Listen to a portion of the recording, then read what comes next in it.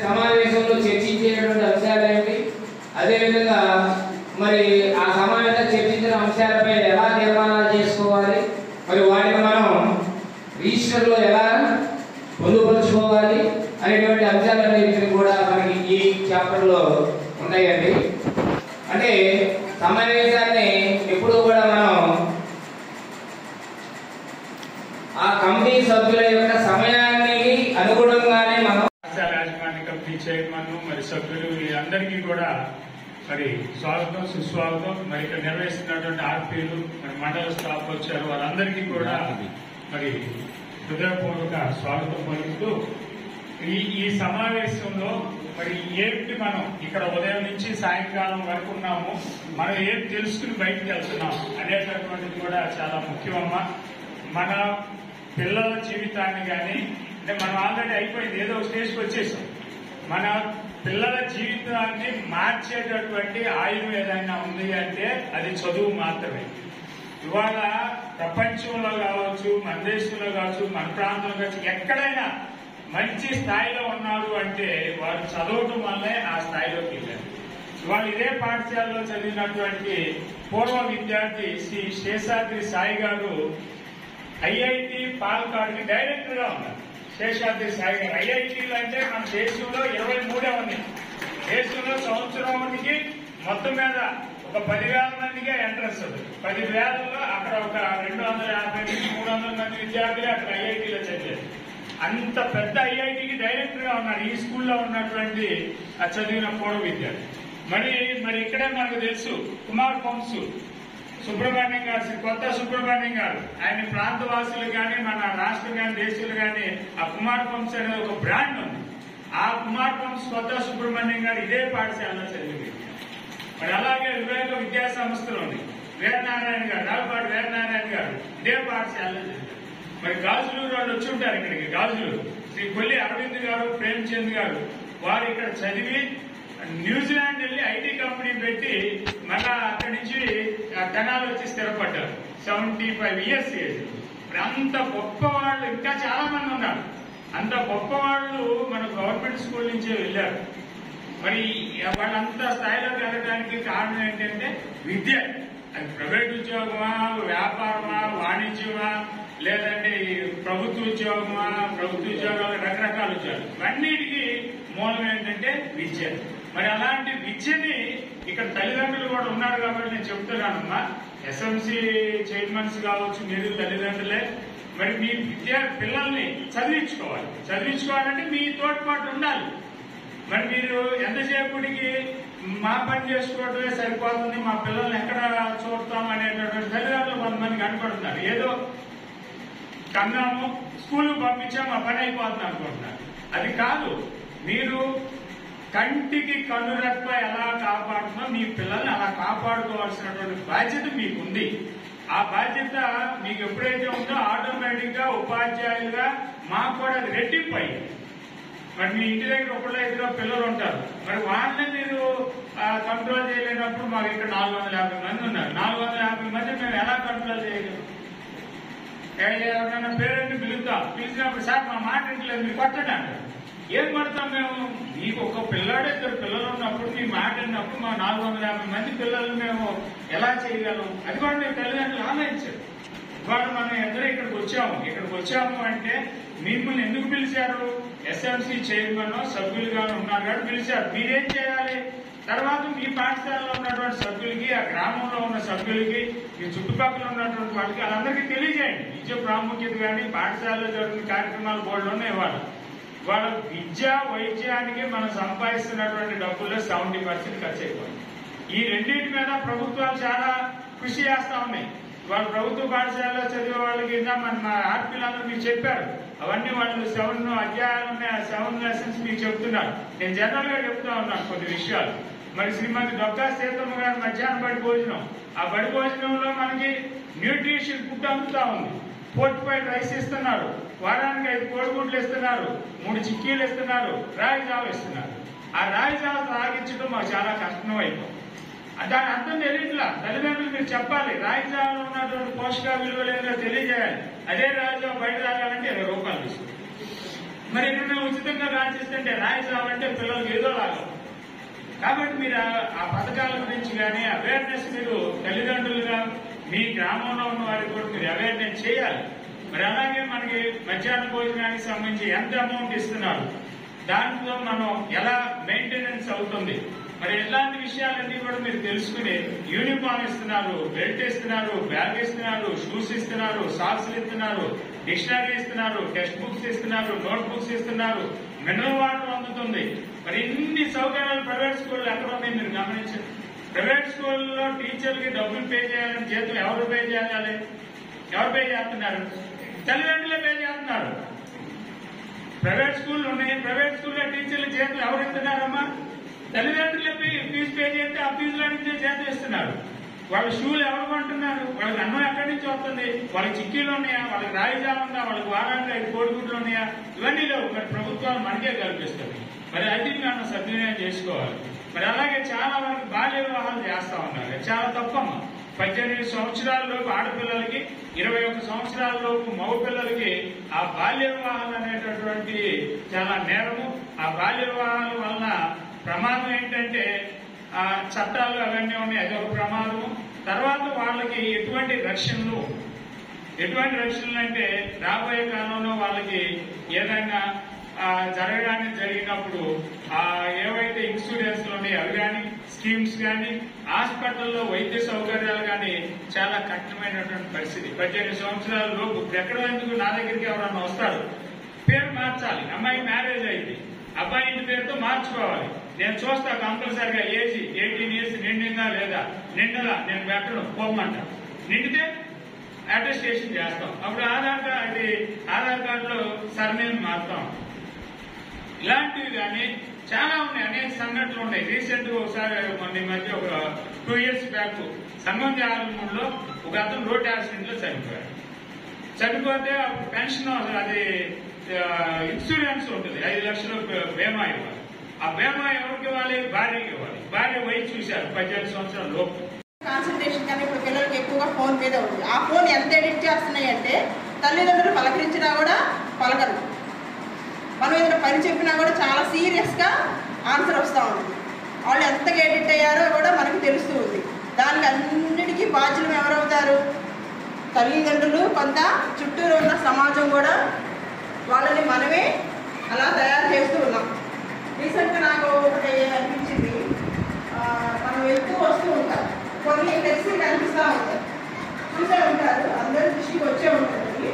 ఫ్లెక్సీల మీద సినిమా వాళ్ళ పోస్టర్ల మీద కానీ, పొలిటికల్ వాళ్ళ పోస్టర్ల మీద కానీ వాళ్ళ వయసు ఎంత 2 సంవత్సరాలు 3 సంవత్సరాలు అప్పుడే వాళ్ళ పెళ్లి అనేది షాప్ మీద వేయటం, సినిమా వాళ్ళ పోస్టర్ల పక్కన ఆ పిల్లల ఫోటోలు వేయటం. అంటే మనం సమాజానికి ఏమి ఇస్తున్నాము? నేను నా బిడ్డని చెడగొడుతున్నాను, రేపు కాబోయే రోజుల్లో సమాజాన్ని కూడా చెడగొడడానికి రెడీ చేస్తున్నానని తల్లిదండ్రులు ముందుగానే వాళ్ళని అలా తయారు చేస్తున్నారు అనేది డీప్గా తల్లిదండ్రులకి వెళ్ళి మాట్లాడి వాళ్ళకి కౌన్సిలింగ్ ఇచ్చేసి స్కూల్ పట్ల వాళ్ళకి ఆసక్తి కలిగించేలా మనం కూడా మా వంతు సహాయం, మా వంతు కృషి కూడా చేయడానికి మా డిపార్ట్మెంట్ కూడా ఎప్పుడు కూడా ముందే ఉంటుంది. మా తరఫున గ్రామాల్లో అంగన్వాడీ టీచర్స్ కూడా ఉంటున్నారు. వాళ్ళ దృష్టికి తీసుకొచ్చినా సరే మేము వాళ్ళ కౌన్సిలింగ్ ఇప్పించి వాళ్ళ స్కూల్కి వచ్చేలా చేద్దాము అనేది నా ఒపీనియన్. అలాగే ఈ 15 to 18 years డ్రాప్అవుట్స్లోనే ఎక్కువగా చైల్డ్ మ్యారేజెస్ కూడా జరుగుతూ ఉన్నాయి. ఎందుకని వాళ్ళు చదువు రాకపోవడం వల్ల కూడా అవ్వచ్చు, లేదంటే బయట అట్రాక్షన్కి గురయ్యి వాళ్ళు పక్కదావం పట్టే క్రమంలో కూడా ఉంటూ ఉంటారు. తల్లిదండ్రులు కానీ, మన స్కూల్ టీచర్స్ కానీ, ఐసిడిఎస్ అవని, హెల్త్ అవని ఎవరైనా సరే వాళ్ళని డీప్గా మానిటరింగ్ చేసుకుంటూ వాళ్ళ స్కూల్కి వెళ్తున్నారా లేదా, వెళ్తే ఎవరితో మాట్లాడుతున్నారు, ఎక్కడికి వెళ్తున్నారు, ఉదయం నుంచి సాయంత్రం వరకు వాళ్ళ తల్లిదండ్రులు వాళ్ళని 1 గంట టైం ఇచ్చేసి నువ్వు ఎక్కడికి వెళ్ళావు, ఎవరితో మాట్లాడావు, స్కూల్లో ఈరోజు ఏం చెప్పారు, ఎవరితో మాట్లాడారు అనేది కనుక తల్లిదండ్రులు 1 గంట కేటాయించి వాళ్ళతో మాట్లాడగలిగితే, ముఖ్యంగా ఆడపిల్లల విషయంలో కూడా మనం చాలా కేర్ తీసుకునే రోజులు వచ్చినాయి. ఒక వయసు, ఈ వయసు నుంచి ఈ వయసుకి అనేది మనం ఎవరు కూడా సెక్యూర్డ్గా ఉంటున్నారనేది కూడా మనకి తెలియట్లా. మనం ప్రతిరోజు టీవీల్లో, పేపర్లో చూస్తూనే ఉంటాం. ఇప్పుడు ఎలా వచ్చిందంటే చిన్న బిడ్డకే మనం కౌన్సిలింగ్ ఇవ్వాల్సి వస్తుంది.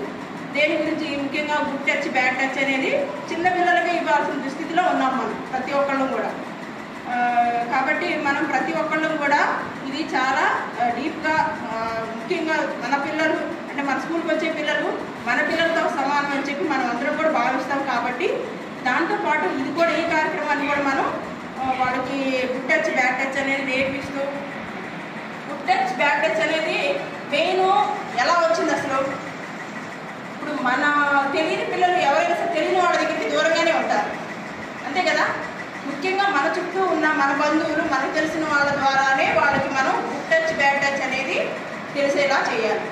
పిల్లలు ఎవరైనా ముక్కు ముఖం తెలియని వాళ్ళ దగ్గరికి ఎవరు వెళ్ళరు, తెలిసిన వాళ్ళ దగ్గరికి మాట్లాడతారు కాబట్టి, ప్రేమగా పలకరిస్తారు కాబట్టి వాళ్ళ దగ్గరికి వెళ్తారు. వాళ్ళు ఏమి ఇచ్చినా తింటారు, పలకరిస్తారు, చెబుతారు. కానీ మన చుట్టూరు ఉన్న వాళ్ళే వాళ్ళ జీవితాన్ని నాశనం చేస్తారనేది వాళ్ళకి తెలియదు. ప్రేమగా పలకరించే బాబాయ్ అవ్వచ్చు, మేనమామ అవ్వచ్చు, తండ్రి అవ్వచ్చు, ఇంకెవరైనా అవ్వచ్చు. ప్రతి విషయంలో కూడా తల్లి బిడ్డకు ప్రతి విషయంలో కూడా కౌన్సిలింగ్ ఇస్తూ కూడా వాళ్ళని చాలా సెక్యూర్డ్గా ఉంచుకునే రోజులు వచ్చినాయి. చిన్న వయసే, ఇప్పుడు 3 సంవత్సరాల పిల్లలకి గుడ్ టచ్ బ్యాడ్ టచ్ అనేది కూడా తెలియదు వాళ్ళకి. ఎక్కడ టచ్ చేస్తే మంచిది, ఎక్కడ టచ్ చేస్తే చెడు అనేది వాళ్ళకి మనం చిన్నప్పటి నుంచే మనం నేర్పించగలిగితే వాళ్ళని మనం కాపాడుకోవడానికి అవకాశం ఉంటుంది. ఈ విషయంతో పాటు మీకు ప్రతి ఒక్కళ్ళు మీ చుట్టుపక్కల ఉన్న పిల్లలు ప్రతి పిల్లల్ని కూడా మనం 100% 3 ఇయర్స్ నుంచే అంగన్వాడీకి నమోదవ్వటం, అలాగే 5 ఇయర్స్ కంప్లీట్ అయినాక ఎలిమెంటరీ స్కూల్లో జాయిన్ అయ్యేలా చూడటం. ఓకే, ఎలిమెంటరీ స్కూల్లో జాయిన్ అవ్వడంలా ప్రైవేట్ స్కూల్కి వెళ్తున్నారు. ఎక్కడైనా సరే ఇంటి దగ్గర ఉండకుండా కాన్వెంట్లో కానీ గవర్నమెంట్ స్కూల్లో కానీ అందరూ 100% నమోదయ్యేలా మనం అందరం కూడా చూసుకోవాలని నా విన్నపం. తండ్రి అంటే ఆర్ఫన్ సెమీ ఆర్ఫన్ అంటే తల్లి కానీ తండ్రి కానీ లేదు అంటే ఎక్కువగా దీనికి ప్రిఫరెన్స్ ఎందుకు ఇస్తున్నారంటే తండ్రి చనిపోయిన పిల్లలకి ఎక్కువగా ఇస్తున్నారు. అంటే ఫైనాన్షియల్గా సంపాదించేవాడు తండ్రి కాబట్టి ఆ తండ్రి లేని పిల్లలకి వాడి ఫైనాన్షియల్ ప్రాబ్లం అంటే చదువు మానేయడానికి కొంత కారణం కూడా ఫైనాన్షియల్ ప్రాబ్లం. కాబట్టి వాళ్ళు చదువు నిమిత్తం గవర్నమెంట్ మిషన్ వాత్సల్య స్కీమ్ ఒకటి పెట్టారు. దాంట్లో నెలకి 4,000 రూపాయలు కూడా వాళ్ళకి ఇవ్వటం జరుగుతుంది. వాళ్ళ చదువు నిమిత్తమే కేవలం అంటే చదువుకోకుండా ఉంటే కనుక మనీ రావండి, బిలో పావర్టీ అయి ఉండాలి వాళ్ళకి. అలాగే గవర్నమెంట్ స్కూల్ కేవలం గవర్నమెంట్ స్కూల్లోనే చదువుతూ ఉండాలి. హెచ్ఐవి అంటే తల్లిదండ్రుల నుండి హెచ్ఐవి బాధపడినా కూడా వాళ్ళకు కూడా ఆ స్కీమ్ వర్తిస్తుంది. అలాగే కోవిడ్తో చనిపోయిన వాళ్ళు తల్లిదండ్రులు ఎవరైనా ఉన్నా సరే ఆ పిల్లలకి ఎక్కువగా కోవిడ్ హెచ్ఐవి ఉన్నవాళ్ళు దీనికి ఈ పథకానికి ఫస్ట్ ప్రిఫరెన్స్ ఇస్తున్నారు. అవి కాకుండా ఇంకా ఉంటే కనుక తండ్రి చనిపోయిన పిల్లలు వాళ్ళకి నెలకు వచ్చి 4,000 రూపాయలు. ఇది కంటిన్యూ ప్రాసెస్ అండి.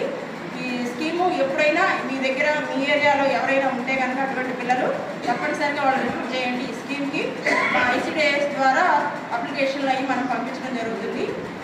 మన ఏరియాలో ఏ గ్రామాల్లో ఎక్కడైనా సరే మీకు తెలిసిన వాళ్ళు ఉంటే కనుక ఈ స్కీమ్ ఎలిజిబుల్ అయితే కనుక వాళ్ళు రిఫర్ చేయవలసిందిగా కోరుతున్నాను. అమ్మాలాంటి చల్లనిది లోకం ఒకటే ఉందిలే, మమతలే తేనెలుగా ప్రేమలే వెన్నెలగా చెలిమి కలిమి కరుణా కలబోసిన లోకమది నా బ్రతుకు ఓరయ్యో రయ్యో రయ్యో గోదారి చెయ్యకే నా బ్రతుకు ఓలమ్మోలమ్మోలమ్మో పెళ్ళంటూ ముంచకే నా బ్రతుకు ఓరయ్యో రయ్యో రయ్యో ఆడాడయని గేలిసేకి అనర్థమింటికి అనిసెపించకే ఆడాడయని గేలిసేకి అనర్థమింటికి అనిసెపించకే మొగోళ్ళకేమీ తక్కువ కామే మొగోళ్ళకేమీ తక్కువ కామే ఏ పని చెప్పినని చేయగలనే గోదారి చెయ్యకే నా బ్రతుకు ఓలమ్మోలమ్మోలమ్మో పెళ్ళంటూ ముంచకే నా బ్రతుకు ఓరయ్యో రయ్యో రయ్యో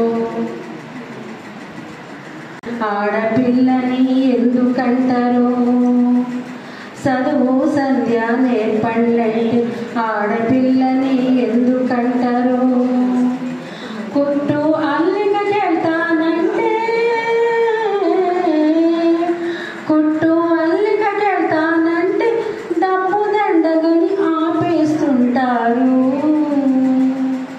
గోదారి చెయ్యకే నా బ్రతుకు ఓలమ్మోలమ్మోలమ్మో పెళ్ళంటూ ముంచకే నా బ్రతుకు ఓరయ్యో రయ్యో రయ్యో 12 ఏళ్ళకి పెళ్ళి అంటారు 15 ఏళ్ళకి పిల్లలంటారు 12 ఏళ్ళకి పెళ్ళి అంటారు 15 ఏళ్ళకి పిల్లలంటారు 30 ఏళ్ళకి మనవలంటారు 30 ఏళ్ళకి మనవలంటారు ముందు జీవితం చీకటి చేస్తారు గోదారి చెయ్యకే నా బ్రతుకు ఓలమ్మోలమ్మోలమ్మో పెళ్ళంటూ ముంచకే నా బ్రతుకు ఓరయ్యో రయ్యో రయ్యో గోదారి చెయ్యకే నా బ్రతుకు ఓలమ్మోలమ్మోలమ్మో పెళ్ళంటూ